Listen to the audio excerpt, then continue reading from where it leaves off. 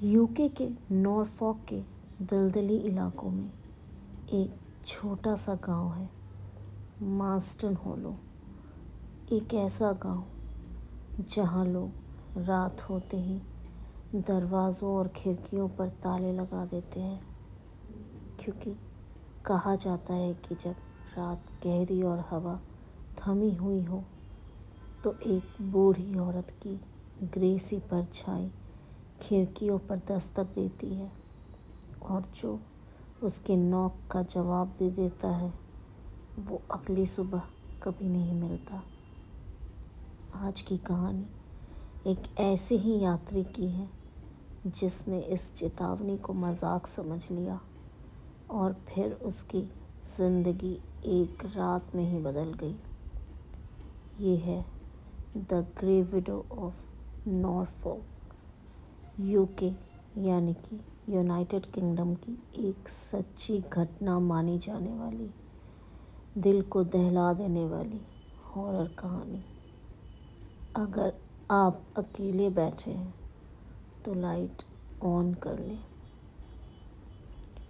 UK के Norfolk marshlands, फैली हुई दलदली ज़मीन, हवा में नमी और दूर तक सिर्फ धुंध। इन इलाकों में एक बात मशहूर है, जो धुंध में गुम होता है वो हमेशा वापस नहीं आता।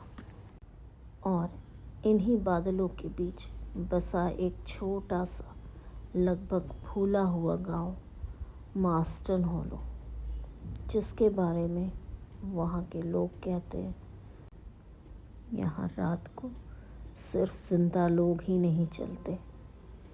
ये कहानी है डैनियल हार्पर की।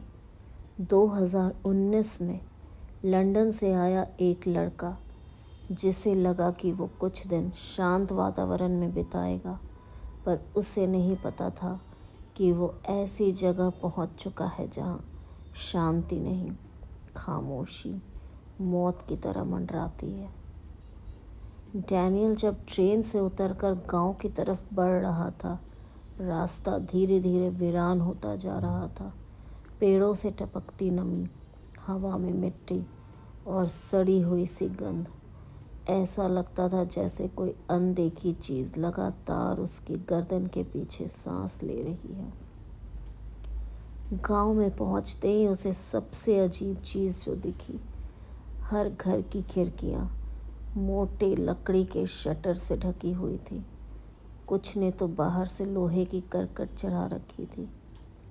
सड़कें सुनसान, ना कोई बच्चे ना कोई गाड़ियाँ, बस कुछ बुजुर्ग जो उसे देख रहे थे, डरे हुए, जैसे वो किसी अपशकुन को देख रहे हों।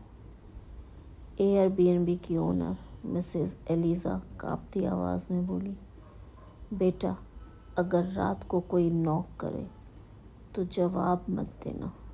यहाँ रात को आवाज़ें ज़िंदा नहीं होती।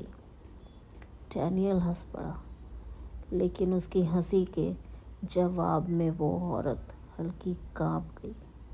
उस डर में कुछ ऐसा था जिसने डैनियल की रीढ़ में पहली बार सिहरन उतारी। कॉटेज मिला। कॉटेज सुंदर था, पुराना, लकड़ी का, फूलों की खुशबू से भरा। पर अंदर आते ही डैनियल ने एक बात महसूस की, खामोशी, अजीब किस्म की, जैसे कमरे की दीवारें कोई सांस रोके खड़ी हो। कॉटेज की लकड़ी चरमराती थी, पर इंसान के कदमों की आवाज़ नहीं, बस दूर दलदल की ओर से आती बहुत धीमी फुसफुसाती आवाज़, जो हमेशा ही एक शब्द सी लगती, कम। डैनियल ने इसे कल्पना समझकर झटक दिया। पहली रात, खूब ठंड थी, धुंध और खिड़की पर दस्तक हुई। रात करीब 1:17। डैनियल सो नहीं पा रहा था। बाहर धुंध बढ़ती जा रही थी और हवा पूरी तरह थम चुकी थी। अचानक नॉक, एकदम हल्का, जैसे किसी ने उंगली से कांच छुआ हो। डैनियल ने सोचा कोई एनिमल होगा, लेकिन तुरंत दूसरा नॉक, इस बार थोड़ा ज़ोर का। Knock knock. डैनियल अब सतर्क हो गया। वो धीरे धीरे खिड़की की ओर गया, पर्दे हटाए। बाहर कुछ नहीं, सिर्फ घनी धुंध जो खिड़की पर चिपकी हुई लग रही थी। वो वापस मुड़ा ही था कि तीसरा नॉक, इतना पास, इतना साफ, जैसे किसी ने कान के पास थपथपाया हो। डैनियल का पूरा शरीर बर्फ हो गया। उसने हिम्मत करके बाहर टॉर्च चमकाई और तभी धुंध थोड़ी फटी और धुंध के पीछे एक आकृति दिखाई दी। एक महिला, लंबी, बहुत लंबी और पूरी ग्रे। उसका चेहरा ढका हुआ था, पर आंखें बिना पुतलियों के बिल्कुल सफ़ेद। डैनियल टॉर्च के गिरते ही पीछे हट गया। महिला धुंध में गायब हो चुकी थी, लेकिन खिड़की पर उंगलियों के 4 फ्रेश निशान दिख रहे थे, जैसे किसी ने अंदर आने की कोशिश की हो। अगली रात डैनियल बेचैन था, लेकिन सोने की कोशिश कर रहा था। 2:03। कमरे में तापमान एकदम गिर गया। सांस से धुआं निकलने लगा और फिर कर कर कर नाखूनों की आवाज़, धीमी, लंबी, सीधे खिड़की पर। डैनियल डर के मारे पसीने से भीग गया। आवाज़ रुकती, फिर अचानक बढ़ती, और फिर वो आवाज़, एक धीमी, टूटी फूटी फुसफुसाहट, लेट मी इन। आवाज़ इतनी ठंडी थी कि कान सुन्न पड़ गए। डैनियल ने हिम्मत करके पर्दा हटाया। ग्रे विडो अब खिड़की के बिल्कुल पास थी। उसका चेहरा सड़ा हुआ सा, जबड़ा टेढ़ा और नीचे लटका हुआ, और आंखें भीतर तक गहरी, खाली, सफ़ेद। वो कांच को अपनी उंगलियों से खुरच रही थी। कांच खड़खड़ा रहा था, और फिर उसने मुस्कुराया। वो मुस्कुराहट इंसानी नहीं थी, खिंची हुई, टूटी हुई, असंभव। और अचानक नॉक, इतना ज़ोरदार कि कांच चटक गया। डैनियल ने चीखते हुए बेडरूम में खुद को बंद कर लिया, लेकिन अब आवाज़ बेडरूम की खिड़की पर आने लगी। उसने कंबल में छुपकर आंखें बंद कर ली। आवाज़ बढ़ती गई, कभी खरोचने की, कभी धक्का देने की, और कभी वो आवाज़, आई कैन सी यू। फिर सब चुप। तीसरी रात डैनियल ने उस दिन अपना सामान बांध लिया, पर प्रॉब्लम ये थी कि उसके पास रात तक जाने का कोई ट्रांसपोर्ट नहीं था। लेकिन उसे रुकना पड़ा। रात होते ही हवाएं तेज़ हो गई। धुंध कॉटेज के अंदर तक आ रही थी जैसे। 3:26 पर दरवाजे पर हल्की सी दस्तक। टक टक। इस बार खिड़की नहीं, मेन डोर। एलिज़ा की आवाज़, डैनियल बेटा, डोर खोलो।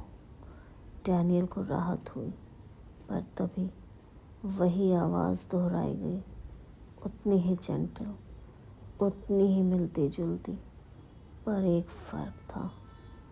इसमें गूंज थी, जैसे किसी खाली कुएं से आवाज़ आ रही हो।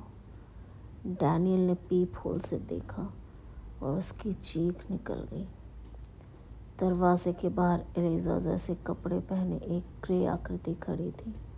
शरीर हवा में तैरता हुआ, पर पैर ज़मीन को छू भी नहीं रहे थे। उसके चेहरे पर एलिज़ा की मुस्कुराहट थी, लेकिन आंखें वही ग्रे विडो वाली, बिल्कुल सफ़ेद। अचानक वो आकृति पीप होल के बिल्कुल सामने आ गई, इतनी नज़दीक कि उसकी सफ़ेद आंखें पूरे पीप होल में भर गई और उसने धीरे से कहा, आई फाउंड यू। और फिर दरवाज़ा अपने आप खुलने लगा। बोल्ट, चेन सब हिलने लगे जैसे किसी अदृश्य ताकत से हो। डैनियल ने पूरी ताकत से दरवाज़ा पकड़ लिया, लेकिन ठंड इतनी तेज़ हो गई थी कि उसके हाथ सुन्न पड़ने लगे। और तभी उसने सुना कमरे में पीछे से किसी के चलने की आवाज़। डैनियल ने पलट कर देखा, ग्रे विडो अंदर खड़ी थी, इतनी पास, इतनी करीब कि उसकी सांस डैनियल के चेहरे पर महसूस हो रही थी, पर वो सांस ठंडी नहीं थी, वो बर्फ़ थी। ऐसा लगा जैसे कोई उसे अंदर से जमा रहा हो। डैनियल की आंखों के आगे अंधेरा छा गया और वो बेहोश होकर गिर गया। जब डैनियल की आंखें खुली, वो फर्श पर पड़ा था। कमरा पूरी तरह टूटा हुआ, खिड़कियाँ खरोंची हुई और दरवाज़ा खुला हुआ। और वही हवा में धुंध। एलिज़ा और 2 गांव वाले खड़े थे, उनके चेहरे पर डर था। एलिज़ा बोली, बेटा तुम जिंदा कैसे हो? उसके साथ किसी की तीसरी रात नहीं कटती। डैनियल कुछ बोल नहीं सका, पर खिड़की पर बने गहरे लंबे निशान आज भी मौजूद थे। वह उसी समय गांव छोड़कर चला गया। कहते हैं ग्रे विडो आज भी वहाँ है, मास्टन हॉलो आज भी बसा है, लेकिन रात को वहाँ कोई बाहर नहीं निकलता। कभी कभी टूरिस्ट कहते हैं रात के अंधेरे में खिड़की पर हल्की दस्तक सुनाई देती है और धुंध के बीच एक बहुत लंबी ग्रे महिला धीरे धीरे पास आती दिखती है, जैसे वो कह रही हो, लेट मी इन। और जिसे वो देख ले वो कभी पहले जैसा नहीं रहता।